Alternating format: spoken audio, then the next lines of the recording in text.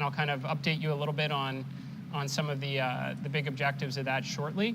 The second mission will build off of what we learned from the first, and then the third mission will be the first crewed flight of Starship.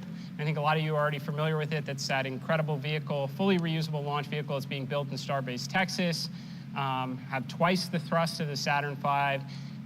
It could very well be the 737 for human spaceflight someday, but it'll certainly be the vehicle that will return humans to the moon and then on to Mars and beyond. Now, every one of these missions will be filled with a number of objectives that are meant to, again, accelerate SpaceX's vision to make life multi-planetary. But you can always count on, just as it is with this mission, that we will use every bit of the time available for science and research, as well as supporting St. Jude Children's Research Hospital, which we began our journey with during Inspiration 4, raised over $250 million for them. We've raised millions since with Polaris Dawn, and will continue to do so throughout the duration of the Polaris program. So with that, let me reintroduce you to Polaris Dawn. So I'm Jared Isaacman, and I am really excited to introduce you to some of my closest friends and crewmates. We spent the last 2.5 years together, really becoming a family as we got ready for this mission. Now, we all have very interesting ties back to Inspiration 4. In the case of Kid, even prior to that, we built a lot of trust during that mission. I think that allowed us to really hit the ground running, and in combination with all the great people at SpaceX, really accomplished a lot over the last 2.5 years. So let's start with Kid Poteet.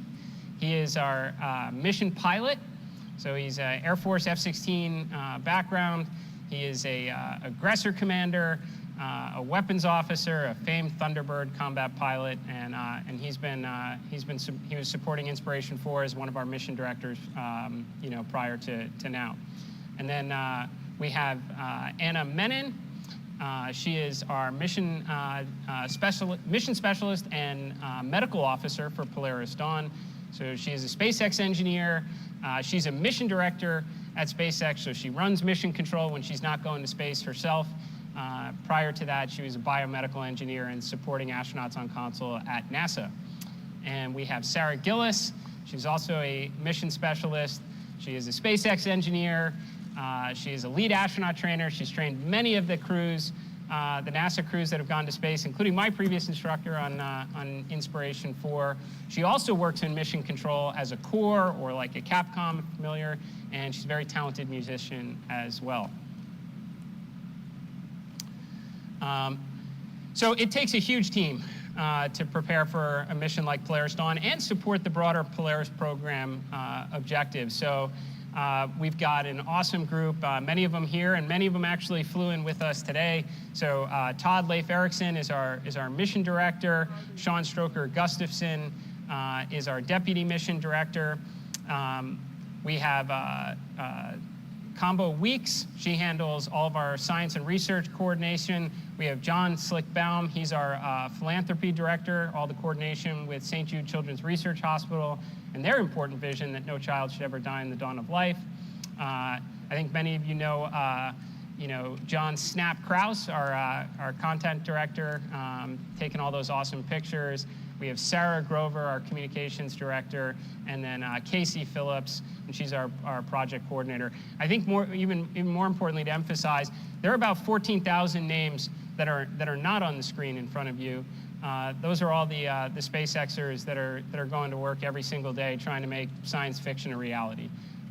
It's really awesome, and we're the 4 lucky ones that get to go on this ride, but I can't tell you how many teams have been working nonstop for the last 2.5 years, building a new EVA suit to do a spacewalk, and the operations associated with it, and the vehicle changes, the Starlink lasers, a bunch of things we're gonna talk to you about in order to make this possible, all supporting that kind of bigger dreams that maybe not in the not too distant future, humans are gonna finally reach another planet other than our own, and it's awesome to see every day. I've said it many times that the journey and being the journey leading up to launch and being a fly on the wall to the history that SpaceX is making is just as good as flying the mission itself. Okay, give you a little bit of the mission overview. So again, we're just about a week away from our first launch opportunity. I think we're flying on booster 1083, which will be its fourth flight. We'll be flying on Dragon 207 on its third flight. This is, if you know the history of it, this is what Crew 1 went to space on. This is what I flew on previously for Inspiration 4, and now Polaris Dawn will go on, which is pretty cool. Very low-time Dragon, which is nice.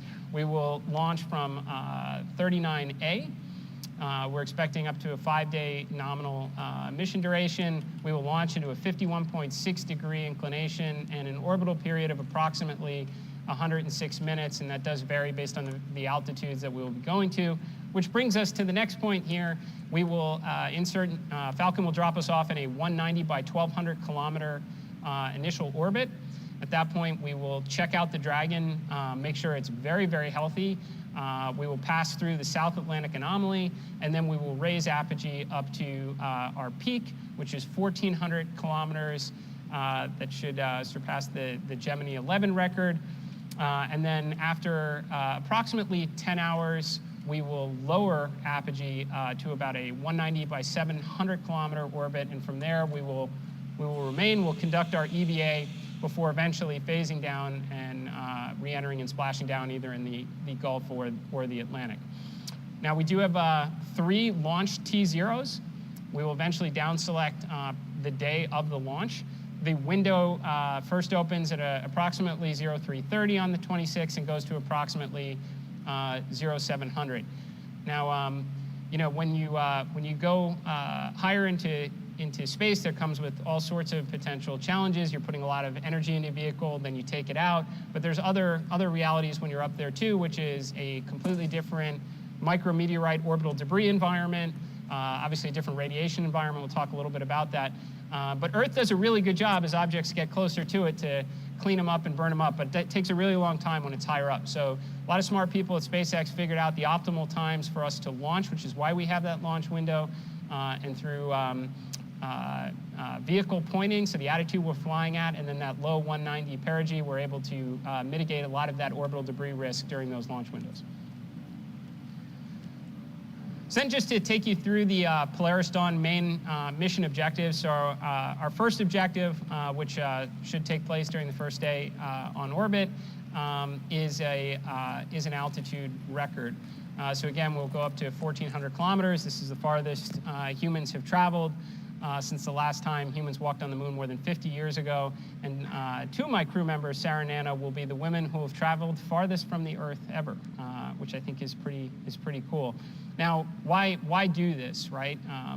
As I mentioned before, when you go into this environment, you're dealing with totally different realities than, for example, when you would go to the space station. So again, it's a lot of energy going into the vehicle. It's a lot of energy to take out of the vehicle when you come back home. It is a different radiation environment. It is a different micrometeorite orbital debris environment. And we stand to learn quite a bit from that in terms of human health, science, and research. If we get to Mars someday, we'd love to be able to come back and be healthy enough to tell people about it. So I think it's worthwhile to get some exposure in that environment. Also, it informs vehicle architecture because generally speaking, vehicles don't like radiation. So that's why we're going to stay there for the shortest amount of time that's necessary to gather the data we want, and then we'll come back down. Our second major objective is the first commercial spacewalk. In this case, we'll take you through it a little bit, we are going to vent the vehicle entirely down to vacuum. There is no airlock on Dragon. That means all 4 crew members are exposed to the vacuum of space. 2 will remain inside the vehicle, and 2 in sequence will go outside the vehicle. When we are out there, we're going to make use of various mobility aids the SpaceX team has engineered, and it'll look like we're doing a little bit of a dance. And what that is we're going through a series of test matrix on the suit, and the idea is to learn as much as we possibly can about this suit and get it back to the engineers to inform future suit design evolutions. And you know, we do that. We're super proud knowing the massive amount of effort that went into making these suits, and just shortly Sarah is going to take you through what that development process is like. But it's not lost on us that, you know, might be 10 iterations from now and a bunch of evolutions of the suit, but that someday someone could be wearing a version of which that might be walking on Mars. And it feels like, again, a huge honor to have that opportunity to test it out on this flight. So we will learn as much as we can about that suit. The entire operation is scheduled to be about 2 hours from venting to repress. We're building a lot of margin there for anything unexpected to go on, but actual out of vehicle time, could be somewhere in the neighborhood of 15 to 20 minutes each while we're out there. Next, our third objective is we are testing out a new communication system. This is using Starlink laser links. So there is a placer that is mounted in the trunk of the vehicle that we will be flying on, and through beams of light, it will communicate to other Starlink satellites. And this is pretty cool. It is no small task to have two objects going 17,500 miles an hour communicating over a beam of light, but it has the opportunity to open up an entirely new communication pathway, not just for Dragon, but for armadas of starships or other satellites or telescopes out there, and kind of free up some of the burden on the existing TDRS and ground station infrastructure. And then we will, as I mentioned before, use every bit of the time in between approximately to accomplish approximately 40 science and research experiments that Anna will take you through in just a minute. Now this slide, just for give you an example of what depicts the various orbits that we'll be at relative to the International Space Station, Hubble, and where we flew previously on Inspiration 4. And this very cool rendering gives you a little bit of a depiction of what the Starlink laser communication should look like. And with that, I am very pleased to turn it over to Sarah to take us through development. So, is my mic working? There it is. As Jared mentioned, this is obviously a development mission, and that's taken a ton of work across the SpaceX team in order to support these ambitious objectives. So I'm going to take you through some of the modifications both to the spacecraft as well as the spacesuit. And what you'll see throughout these slides is that much of the development effort has really been focused on safely executing this spacewalk.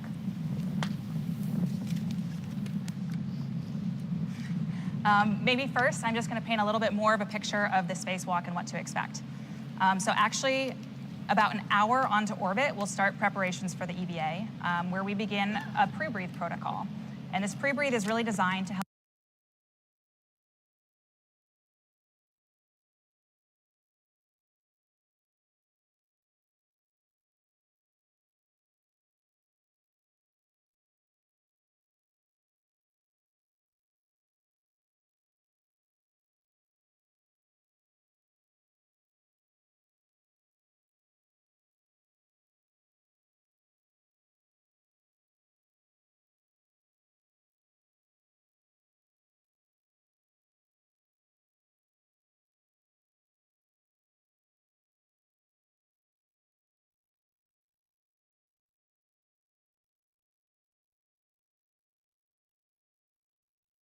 complete the final pre-breathe on 100% oxygen before we vent the spacecraft.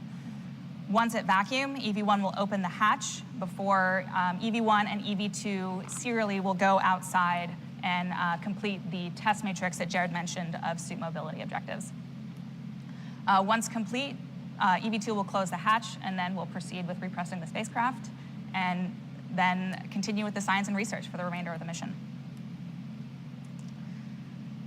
So stepping into some of the spacecraft side modifications that were needed to actually accomplish this. One of the more substantial efforts was upgrades to the life support systems. This includes adding a lot more oxygen to the spacecraft so that we can feed oxygen to 4 suits through umbilicals for the full duration of the spacewalk. There have been upgrades and additions to the environmental sensing suite in the spacecraft to make sure we have really good insight both before, during, and after exposure to vacuum. And what you can see here is actually a new addition, an entirely new system, a nitrogen repress system. This is kind of a closeout shroud over 2 redundant nitrogen tanks that will be used to repressurize the spacecraft once we're complete with the EVA. With all of these life support system upgrades, obviously there's a ton of testing that needs to go into this. And that's both at a component level, but then also at a full-scale system level. So what you see here is the Dragon spacecraft actually going into a thermal vacuum chamber, and we ran the end-to-end sequence, both depressing the capsule, dwelling at vacuum, and then repressing the spacecraft using all the software, hardware, and integrated systems that we expect to use for this flight. Additionally, at vacuum, we performed a long-duration dwell on the interior at vacuum so that we could actually bake out a lot of the materials on the inside, remove some chemicals that would off-gas in the vacuum of space before we're actually in that environment. There's been a lot of addition of new mobility aids to support suited mobility in the spacecraft. So you're actually looking up through the top of the spacecraft here at what we call the Skywalker. And this is a new structure that's been added outside the forward hatch that we'll use during the spacewalk, both as a handhold and footholds for some of the testing we'll perform. There's also new handholds both around and on the forward hatch of the spacecraft for interior operations, as well as some new camera views, both on the mobility aid and the nose cone to capture footage during the spacewalk. The forward hatch has also been upgraded to include a motor to assist with hatch opening. Here you can see the Starlink Wi-Fi router inside the spacecraft, and this connects to the laser system that Jared mentioned in the trunk called the plug-and laser. You might think getting internet might be as easy as just flipping that switch, turning on your internet, but it's not. We're talking about a laser sending information to a Starlink satellite that is moving at orbital velocity down to Earth and then back again. So it's been an incredible development effort by the SpaceX team. And on a personal note, I've taken specific interest in this development effort, and we have a special message that we will share with the world using this technology. So next, getting into what I actually noticed is on all of your badges, which I love, development of the EVA suit. So here it is, first generation SpaceX EVA suit. And I think it just looks so cool. I know we're all just feel so grateful to be able to test out this piece of technology. So what you see here is a design evolution of the new EVA suit. It is a design evolution from the IVA suit, the intravehicular activity suit. And it includes all sorts of technology, including a heads-up display, a helmet camera, an entirely new architecture for joint mobility. There's thermal insulation throughout the suit, including a copper and indium tin oxide visor that both provides thermal protection and solar protection. And then throughout, there's all sorts of redundancy, both in the oxygen supply feed to the suit, as well as all of the valves, all of the seals across the suit. It's an incredible suit. It's been a long journey to get here, and I'm sure, as you guys know, we didn't start here. This isn't where we began. So I'm going to take you through a little bit of the development journey to get here. So when we first started, we would come in every day for training, and pretty much every single day, we'd walk in and there would be a different suit. It would have a different glove, a different elbow, a different shoulder, and there was this constant iteration of suit components with the suit team to test and collect data. In parallel with that, though, we also had to develop training for the suit. So the SpaceX team didn't have the ability to put this really constantly evolving hardware into a pool. So they came up with a really novel solution of a suspension system that has kind of simulated physics that allows you to pressurize the suit, put on a harness, and actually go through operations as if you are weightless. So it's a really cool analog environment.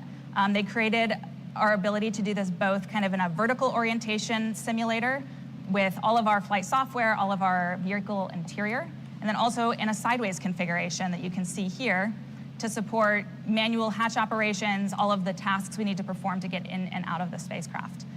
So it was this kind of constant iteration with the SpaceX team, both on the training side and the suit side.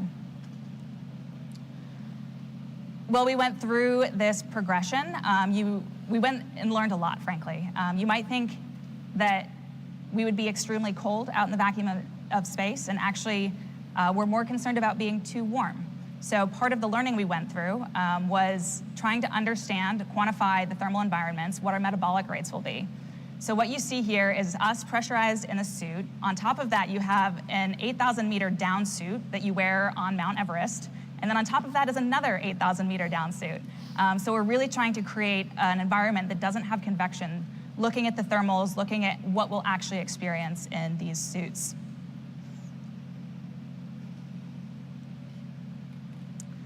Another aspect of development on this journey, as Jared mentioned, since Dragon doesn't have an airlock, the entire spacecraft is going to be going to vacuum. And I mentioned this kind of novel pre-breathe protocol, where we're starting at about 14.5 psi and going down to about 8.65 as the last stage of our pre-breathe over a long period of time to slowly pull nitrogen out of our body and reduce our risk of decompression sickness. To validate this test, we actually spent 2 whole days in a vacuum chamber at NASA Johnson Space Center, and we went through the entire protocol, stepping down pressure and then ultimately performing a simulated EVA on breathing masks of 100% oxygen, stepping through the full operation.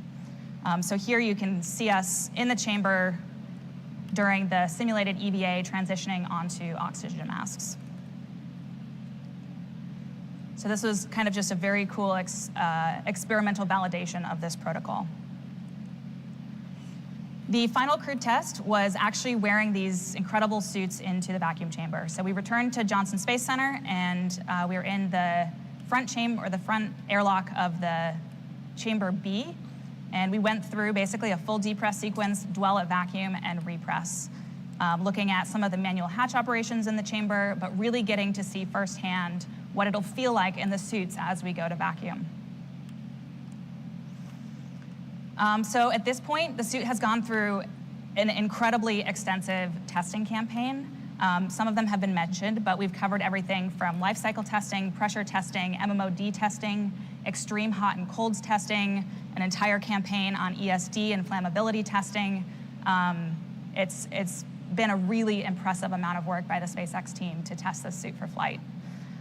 As a crew, we've spent probably more than 100 hours in this suit at this point. And here is actually a picture of the final checkout of our flight suits in the flight spacecraft at our test drive. We're really looking forward to testing this first generation of suit, and this is a great visual to kind of show you what to expect for the spacewalk. So with that, I'll hand it over to Kid for training.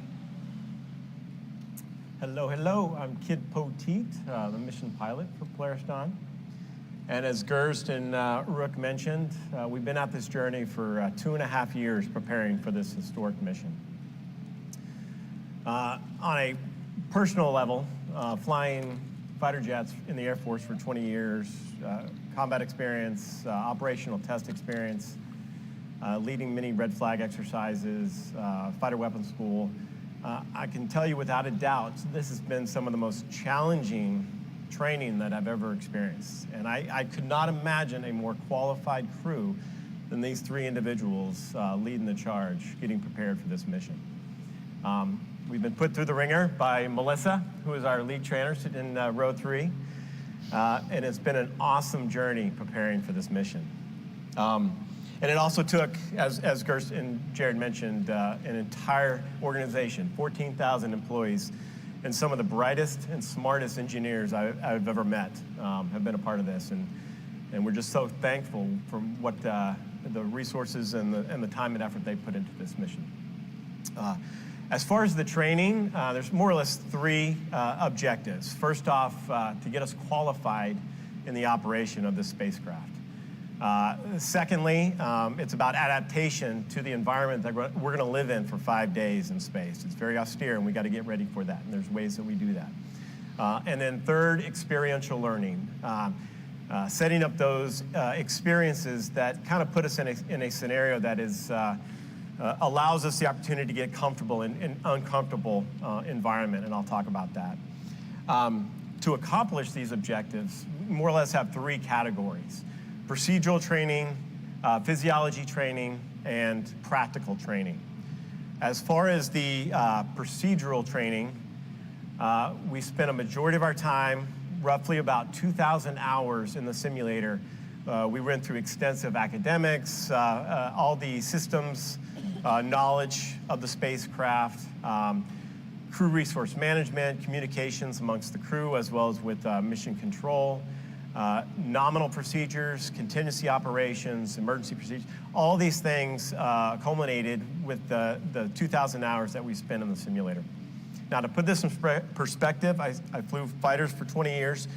I accomplished about 1,500 hours in the simulator training for combat, and that's over 20 years. This is 2.5 years in the making, and over 2,000 hours. So it's been very extensive, and it's a reliance upon these 3 individuals to get me through this program.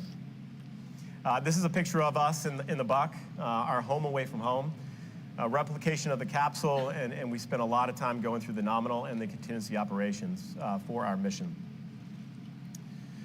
We do that in our normal clothes, and we do it in the spacesuit to replicate what we'll experience on orbit. And this is obviously Rook interacting with the systems.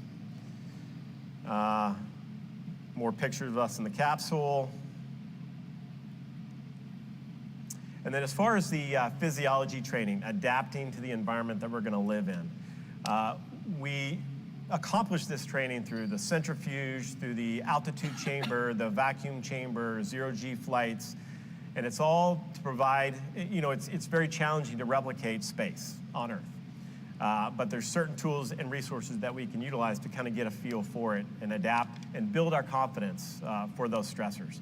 The centrifuge, similar to what we do in the Air Force, just a slightly different orientation based on the sensation of the G-forces that we'll experience on the way up and the way down. And we'll accomplish that in the centrifuge. And it's about 4.5, 5 Gs on the way up, various transitions as we go through MECO and SECO, ultimately arriving on space and that zero-G experience. The altitude chamber. We spent time in there getting familiar with our symptoms of hypoxia. There are various PSIAs, pressures that we'll experience throughout the pre-brief protocol, the 5-phase pre-brief protocol, anywhere from atmospheric, 14.7, working our way all the way down to when we're at vacuum, we'll be at 5 PSI inside our suit. All the while, we have different oxygen concentration levels, anywhere from 20% all the way up to 100% on the pre-brief. We did the zero-G flights, which are a lot of fun. But again, it's hard to replicate. These are 30-second intervals, so we utilize this opportunity to accomplish some of our science and research to see what that would feel like. And we got to stay healthy. And these 2 are going to keep us healthy because they're the smartest of the group. So they went through a very extensive medical training at participating in partnered hospitals to get fully qualified to take care of us on orbit. And so the fun part, so we did a lot of practical training, getting comfortable in uncomfortable scenarios. Scuba diving. It's very difficult to communicate when you're underwater. Temperature you got to deal with, but it also provides that buoyancy that can help us train for microgravity when we're on orbit. Fighter jets. That's probably the easiest thing I was able to do throughout this 2.5 years. Why is that important? Well, again, it's a little more stressful environment. Communication can be challenging when you're communicating over radio. Close proximity, we're going to build the trust and the confidence that we have in each other. And then we climbed Cotopaxi, just shy of 20,000 feet down in Ecuador. So why is that important? Well, when it's a multi-day journey to get to the summit, you're dehydrated, you're hungry, you're grouchy because sleep sucks. And you learn a lot about yourself under this stressful environment, and you learn a lot about each other. So that was a really good training experience for the team. And we did the skydiving. We went to the U.S. Air Force Academy and went through their very rigorous program, the only program in the world where your first jump is solo free fall.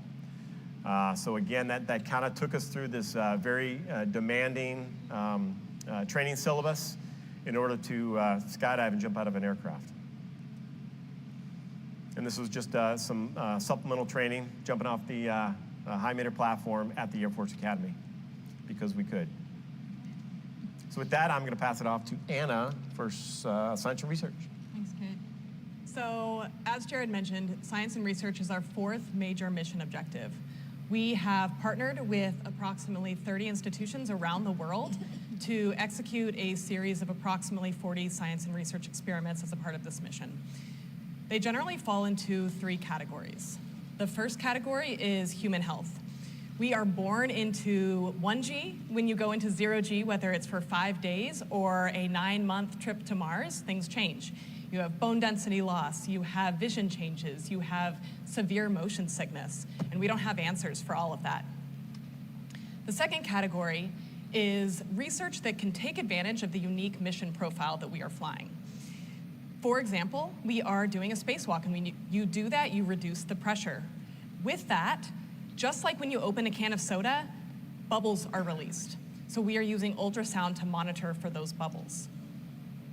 The third category involves, there's problems that we face here on Earth, and including when astronauts come back from space, they face challenges upon returning to Earth's gravity.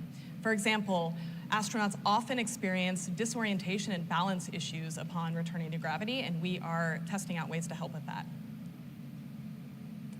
So what you see here is that pressure chamber that we're living in for 2 days that Sarah mentioned, but what's really neat about this is that we had the opportunity to practice a lot of the experiments we will do in space, but while we were also experimentally validating our pre-brief protocol for our EVA.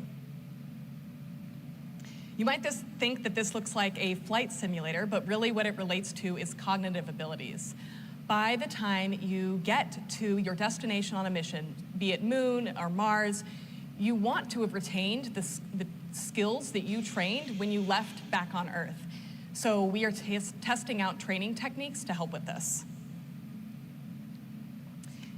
This is a device that uses blood flow restriction to help improve the efficacy of exercise in space, and also helps improve the effects of fluid shifts that astronauts experience when they go to space.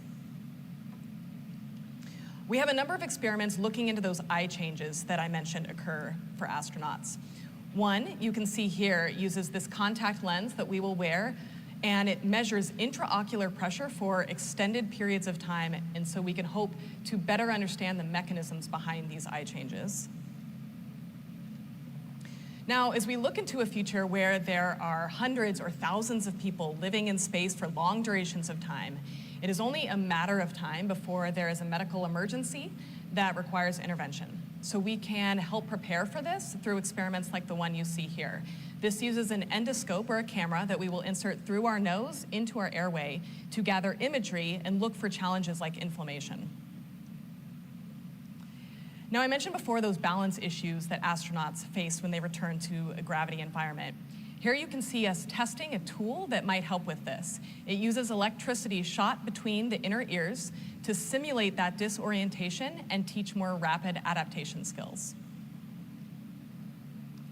And then finally, looking into the future, artificial gravity is one thing that can help make all of these issues go away. But it comes at a cost, and that is severe motion sickness. But scientists think that when you go to space, you might be less impacted by that disorientation that comes from spinning required for artificial gravity. So we will test that hypothesis. Now, this mission is testing technologies that contributes to our collective future in human space exploration.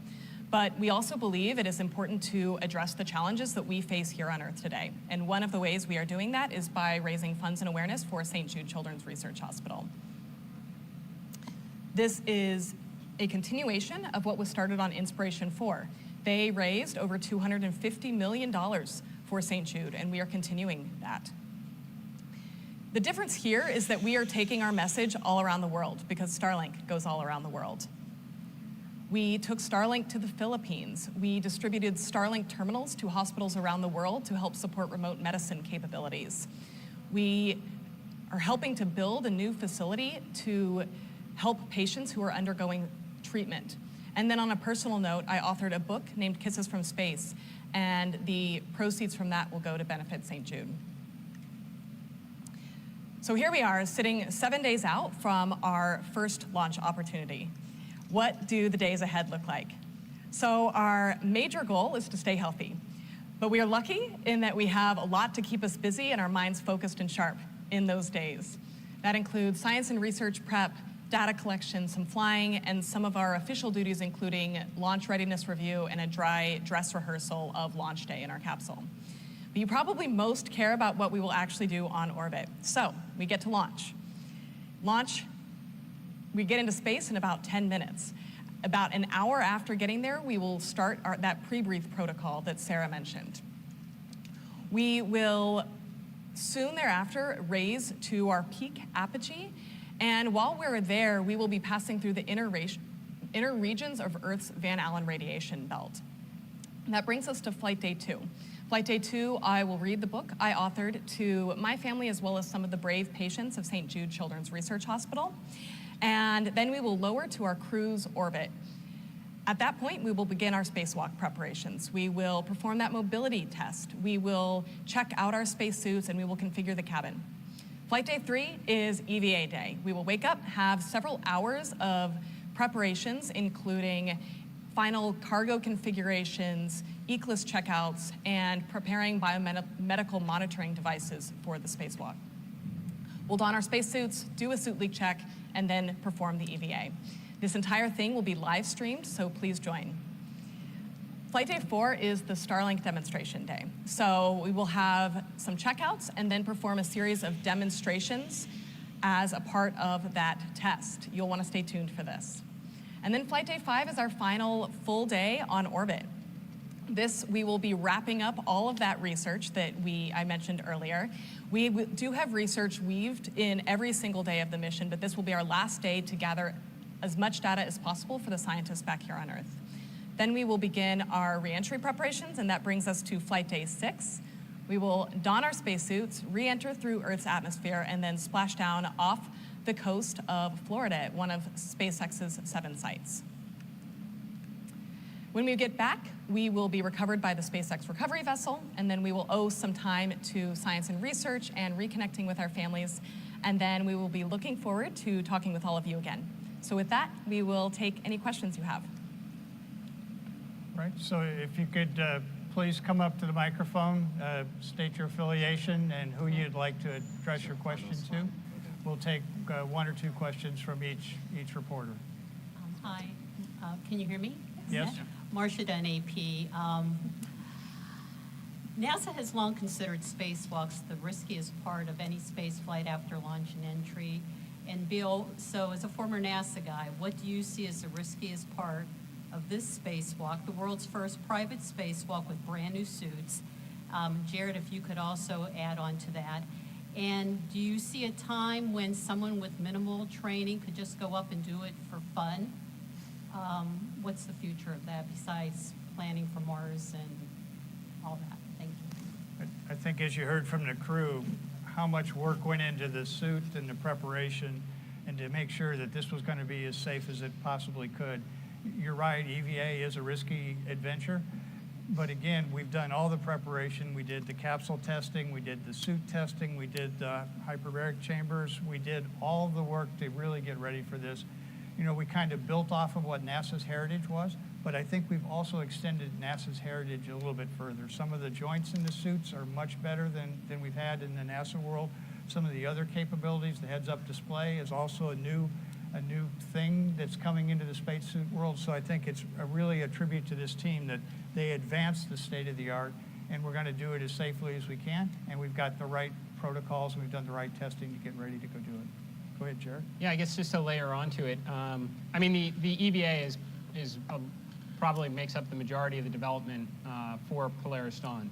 I mean, an absolute extensive amount of time has gone into it, so much so that I was actually far more concerned, and it is rightfully, why would it be the riskiest part? Because you're throwing away all the safety of your vehicle, right? And it now comes down to your suit becomes your spaceship. I'd say personally, I was almost concerned to some extent that we are way too focused on the EVA. What about all the other things? And that's where, you know, in the handful of months approaching, you know, your certification for flight, SpaceX begins all of their paranoia reviews, as you would call it, where they look at everything. I mean, start essentially all over again. We participate in every single risk briefing.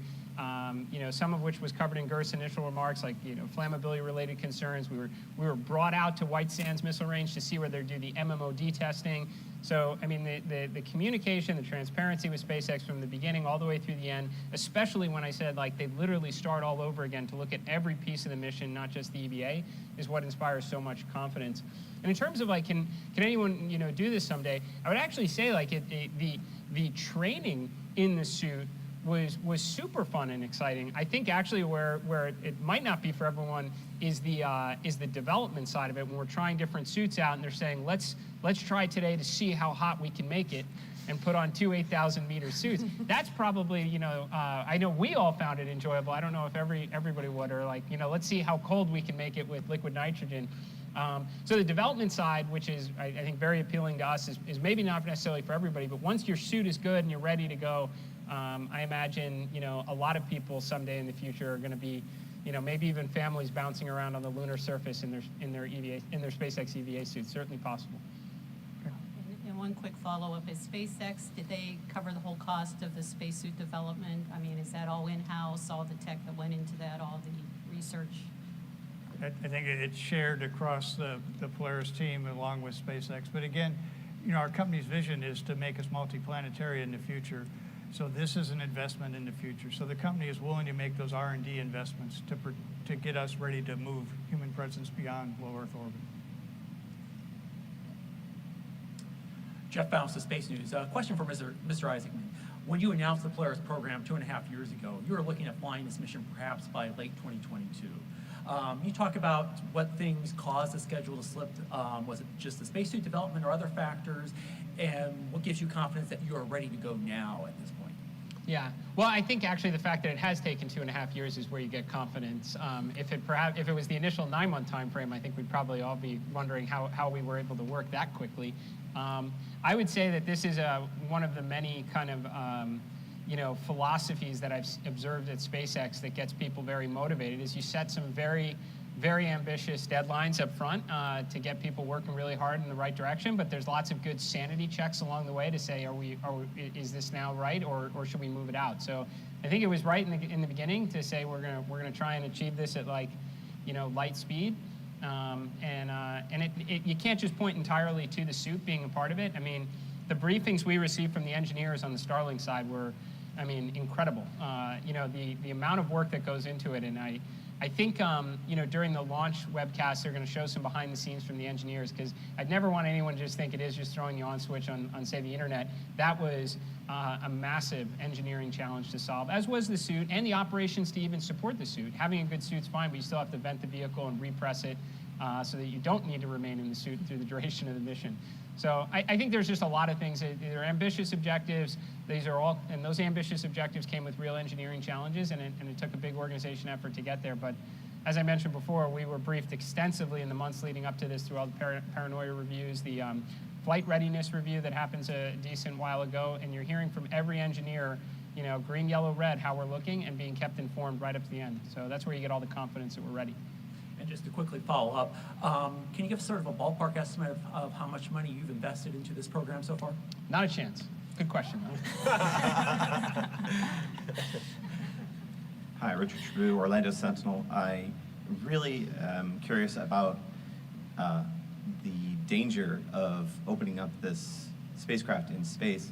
Not only just the idea of going in vacuum, and what are the contingency? I mean, Scott talked about this, the contingency and emergency things. I mean, how many simulations do you go through? Is there a timeline for if there's a major emergency getting back to Earth safely? And is the 700-kilometer orbit more dangerous with micrometeorites and whatnot? So just if any of you could speak to that. Thank you. Somebody like it? Sure. Contingency. Oh, sorry. So throughout the EVA program and the development of this, that's really where they started with, is what are the contingencies we need to plan for, and how do we ensure crew can get home safely? So there's some really interesting operations that have been developed, both to ensure we have a good landing site that's within reachable target at the start of the spacewalk, for instance. But we have spent so much time drilling contingency responses, drilling all different flavors of responses we might need to have on the spacewalk.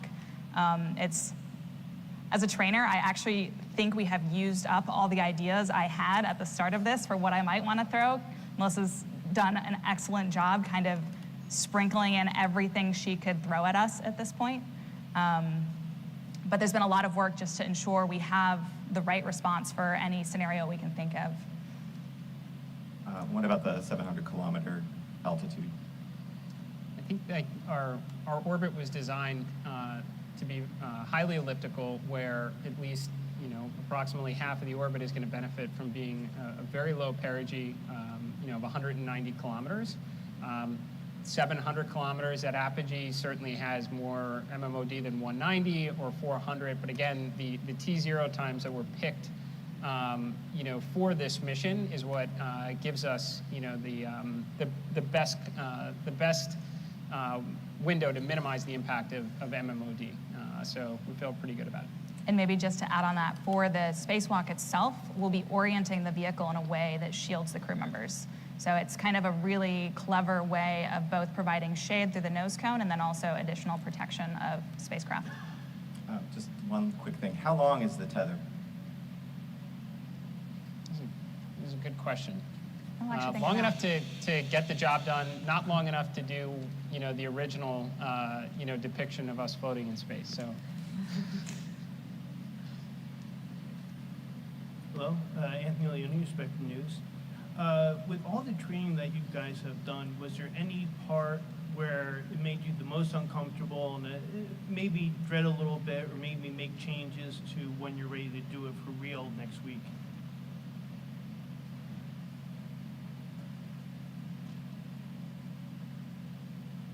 I'm not sure everyone initially loved skydiving, but we got there. Some of us aren't used to throwing away a good airplane.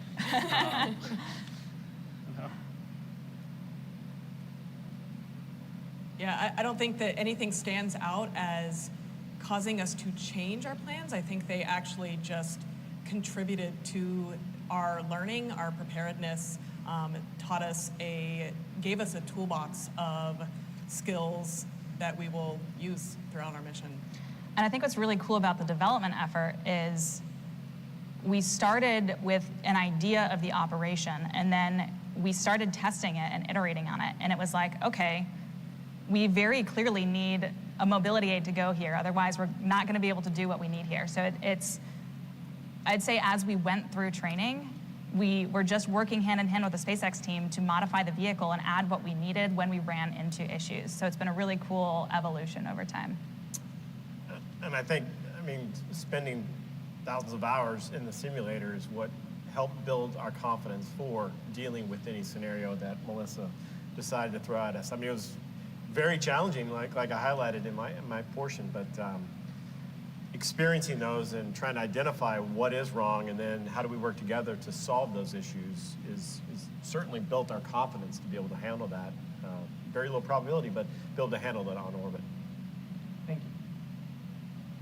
Hey everybody, I'm James. I'm from Channel 6. I'm a local reporter here in Cape Canaveral. I was wondering for Anna and Sarah, from your early days of working on developing Dragon, did you always want to fly on it too? And is your confidence in your spacecraft why you're willing to take the risk of going to space? Thank you. I think for me, I dreamed of going to space from a very young age. I grew up in Houston, another space city, and I was exposed to space on a field trip and got to experience a day in the life of an astronaut and a flight controller in mission control, and I fell in love with the industry. And so I have dreamed of going to space from a very young age, but I've also just been so happy and grateful to contribute to it in any way. I think working at SpaceX gives me a tremendous amount of confidence going to space. I see the way they do development. I see the way they handle risks, handle change, handle every piece of the mission, and that just gives me tremendous confidence going forward. I was recently sitting in the simulator and just remembering the entire development effort that went into it. And you've spent, I think Anna and I can both agree that you spend a huge amount of your job pretending to be an astronaut and thinking through what they would care about, how the design should come together on the interior.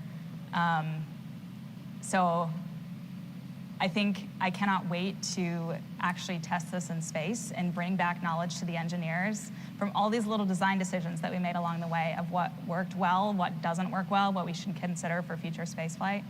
But I completely agree with Anna with respect to confidence in flying in the vehicle.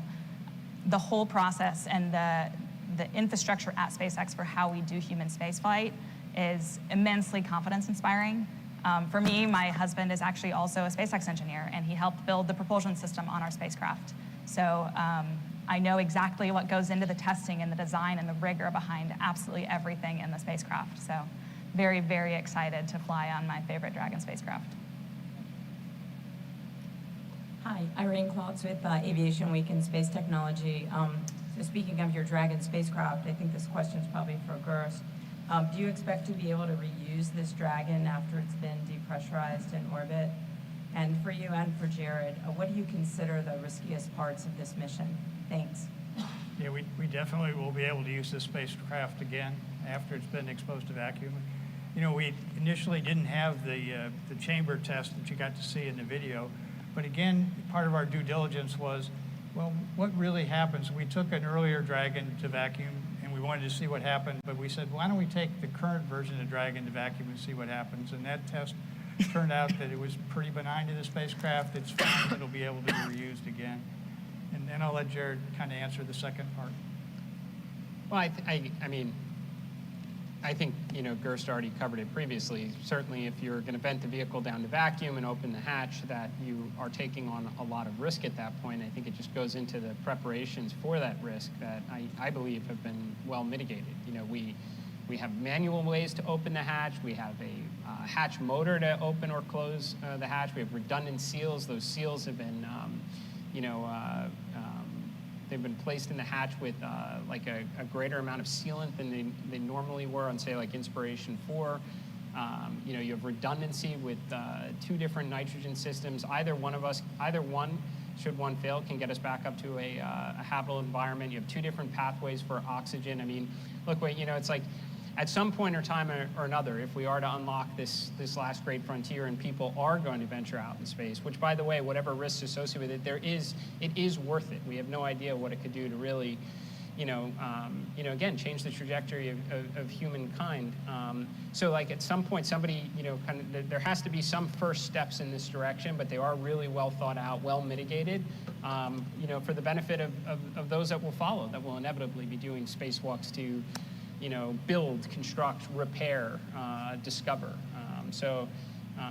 I think, you know, objectively, it would be the riskiest part of the mission. It's also the one that's received, rightfully, probably the majority of the last 2.5 years of attention. Hi, thank you. I'm Ken Kramer from Space Up Close. Jared, I want to ask you, first I want to thank you for what you did for St. Jude. I'm a pharmaceutical research scientist for many decades making medicines. So I know how important that is, and I know what you contributed, and keep doing it, because, you know, the public needs it. There's not a lot of understanding in the public for science, so thanks for doing that. So my question is looking a little bit in the future for science. You worked on maybe doing a Hubble repair mission that Bill was involved with, the launches and the repairs. Are you thinking about that anymore? Any new ideas about that you might be able to share with us? Also want to ask you about the Viper. NASA has just canceled the Viper mission, very sadly, and they're giving it up. Is that something you might be interested in taking on? It just needs a little bit of testing. And any other robotic missions to the moon or Mars? These are critical missions to help us get to the moon and Mars. So what are your thoughts? Thank you. Appreciate the questions and the comments on St. Jude, and that's a huge team effort, by the way. I mean, I think over 1 million people donated during Inspiration 4, which it was that process that ultimately brought us Chris Zimbrowski, who joined the Inspiration 4 crew. So it's a team effort inside of Polaris, and it's a team effort for everyone who's contributing to that important cause. And it's a team effort that goes into everything as it relates to this mission. So we're gonna learn an awful lot, you know, from Polaris Dawn. There's big, very ambitious objectives. We'll come back with a lot of data, and that's what will ultimately inform, you know, the second mission. I think that this journey of creating, you know, affordable EVA suits that can be scaled up into mass production is a very worthwhile one. You know, there's going to be an armada of starships arriving on Mars at some point into the future, and there's people are going to have to be able to get out of it and walk around and do important things. And that those suits themselves shouldn't cost hundreds of millions of dollars, and the risk associated with things like DCS should be as close to zero. And that's a very ongoing effort by a lot of people. I can't say that I am I'm familiar. I've seen some of the news about the Viper cancellation and such. The last, honestly, handful of months been pretty concentrated on what we're trying to do here today.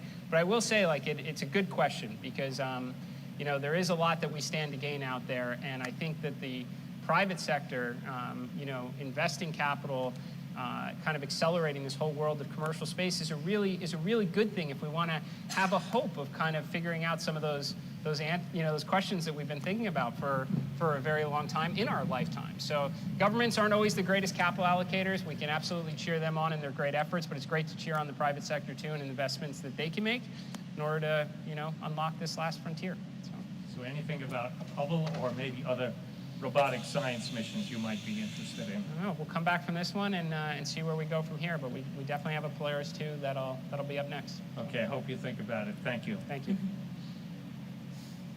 Bill Harwood, CBS News. I think for Sarah, can you give us a little bit more insight into the suit? Because a lot of us are, you know, remember the NASA shuttle suits, you know, the water-cooled undergarments and the 30-minute oxygen supply on the leg, and all of those things. What are the thermal constraints that your suit can handle?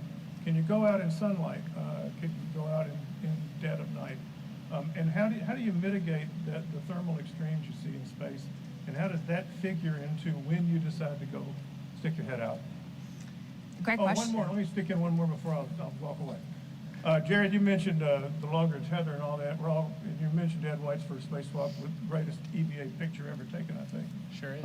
Just for the record, why not go all the way out there? Yeah, so, you know, we really started looking at the lessons across NASA's incredible portfolio of EVA development over time and have built the EVA around the objectives we really want to get out of this suit. Maybe giving you a little more description of the suit itself. So the suit is fed from oxygen supply in the spacecraft using the umbilical to the suit. And there are two redundant paths within that. There's a primary path and a secondary path for oxygen. But really, the suit has been tested for any environment it can see. From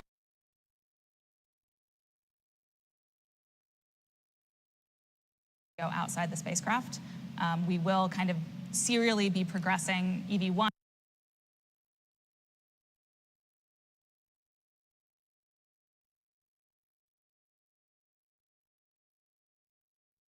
on the hot end and the cold end in this development effort. Hi, Josh Denner with Space.com. I'd love to hear from the whole crew.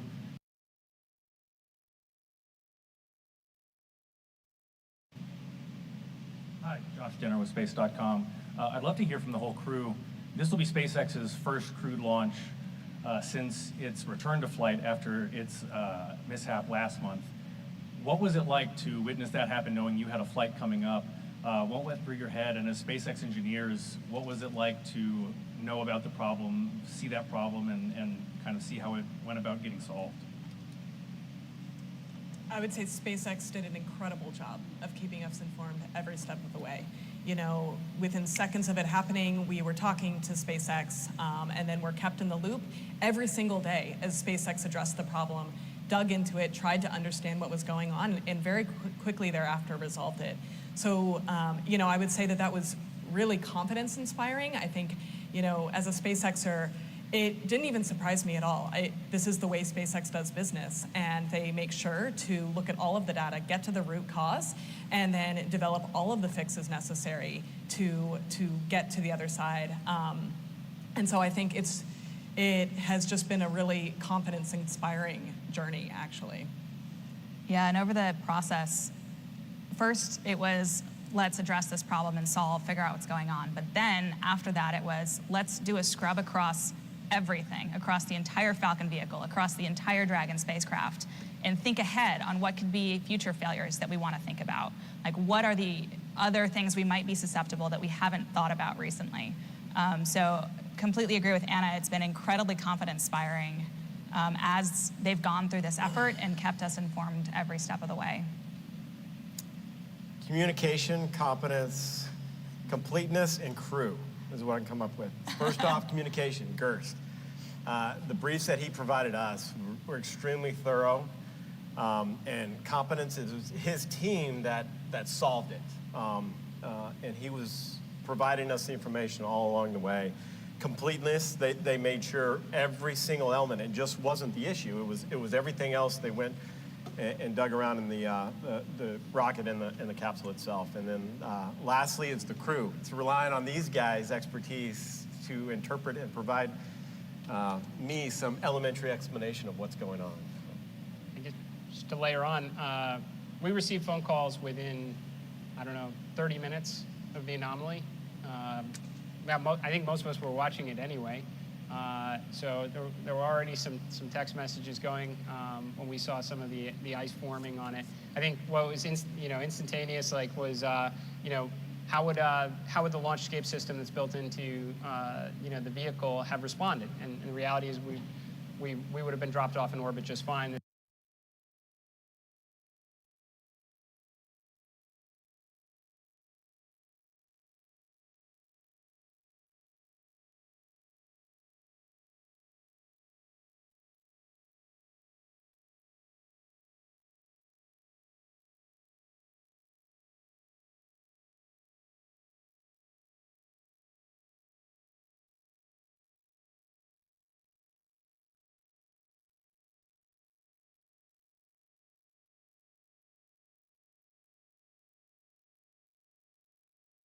And obviously that's got to be good enough for us, it's got to be good enough for the FAA, it's got to be good enough for every one of the SpaceXers that knows that they don't want setbacks on the road to Mars, right? So I'd say it was all very confidence inspiring. It didn't matter from our perspective whether we were the first launch after the anomaly when they were cleared to return to flight, or the 5th or 10th, we were, it would have been equally as confident. Was there any discussion about delaying the mission? And if I could ask also, Mr. Isaacman, this will be your second time going to space. Did you bring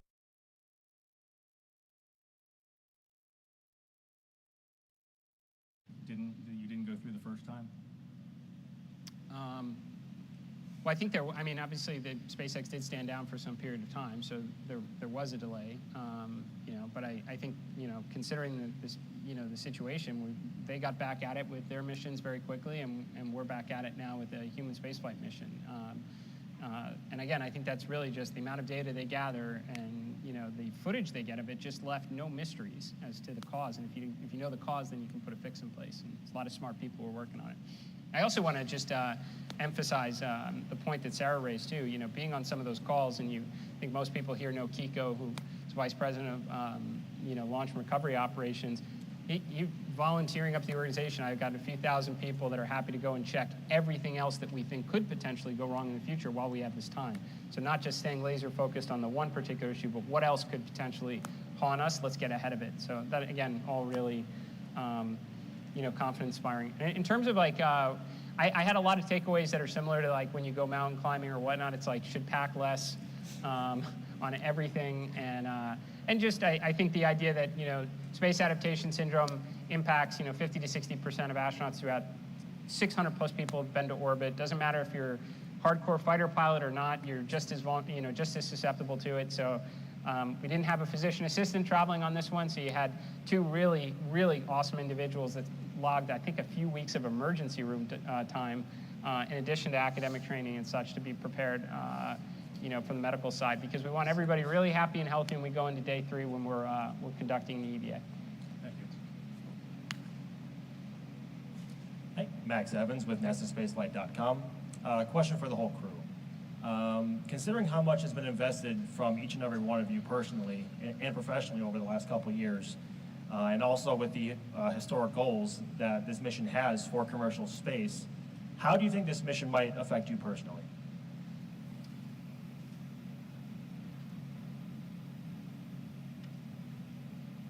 I guess, I think it will without a doubt impact me. It already has. These last 2.5 years have been absolutely impactful in the most incredible way. But I think one way that I am really looking forward to being impacted is the learning. I think that, like Sarah said, I've spent years trying to put myself in the seat of astronauts in space, and I am really looking forward to learning what firsthand what that experience is actually like, learning as much as I can about our operations, the crew experience, and bringing that back to SpaceX and human space exploration endeavors. Man, that's a tough question to answer on a personal level, and I think that's exactly it, because anyone could be in the seats, that I'm sitting in right now. It's a collective effort, and it's bigger than any individual, and it took an entire team to get to where we're at in this mission, and I think that's what makes our future so bright with space exploration, is that it will be someone else sitting in these seats in the future. And I'm just thankful to be a part of it with this crew. I think there are very few things as impactful as the realization of how many people it takes to do this and how many people we are bringing with us on this journey. Every piece of software, every piece of hardware, it is a team effort. It's an entire city of people to make this happen. And I think, as Kid said, anyone could be in these seats, and we're incredibly fortunate to be here, but really just hoping to bring back as much as we can to the team and really bring SpaceX along on this journey. It is firsthand learning, as Anna said, in support of really ambitious objectives for the company. So I'm sure we cannot possibly know all the ways it will impact us, but very grateful to be here and very excited to bring that back with the team. And I feel incredibly lucky to be here as well, with a great team and surrounded by so many awesome individuals at SpaceX every day. I find it all quite inspiring. I found it very inspiring when my journey began, which actually it was November 2020. It was the first time I went to SpaceX for medical checks, and I tried to come away from all of that experience, essentially those first couple of years of just, or first year, being inspired by all the amazing people that I think work at the most innovative organization in the world, and say, how do I take that back and professionally grow from this too, and learn from all that magic that they incorporate every single day. And then being in space and an unexpected moment where the moon rose while I was looking at Earth. I didn't expect to see it, and it was just, man, we got to just keep this thing going. I wasn't alive when humans walked on the moon. I'd certainly like my kids to see humans walking on the moon and Mars and venturing out and exploring our solar system, because as we all know, if we're here, we've barely dipped our toe in the ocean. Barely. I mean, we haven't even scratched the surface yet. And now, with reusable rockets and starships on the horizon, it's like there's so much to go out and explore and discover along the way. So I found the experience here on Earth on this, journey I've been on for about 4 years to be very inspiring, and equally so in space. I imagine it won't be much different coming back from this one. Hi, Will Robinson Smith with Spaceflight Now. Good to see you all again. Question for Bill and Sarah, I think, then I have a follow-up for Jared. With this mission and its profile, is there anything in particular that will be able to port over into the further certification of Crew Dragon beyond its current 5 flights? And if so, what specific dynamics are those? There's a couple things. The high altitude will give us exposure to this high radiation environment, which will test a lot of avionics systems and their ability to recover. We build a lot of auto sequences to take care of that for us, but we'll see how it really works. We'll also get a chance to see the laser communication, which I think is a big deal moving forward. And then I think a lot of the suit activities, even though they're not, they're geared more towards mobility. So some of the joints and some of the motion and activities are more geared towards walking on another terrestrial body than they are just doing the EVA. So we're going to learn all that as we move forward. So I think there's a lot of neat technology that this crew has already helped us learn, but now we're going to actually see them demonstrate in space. So I'm pretty excited about this mission and what we're going to learn. Yeah, and I think just to add one thing, there's one of the things I'm most excited about from this development effort is all of the learnings that are going to go back into Dragon operation.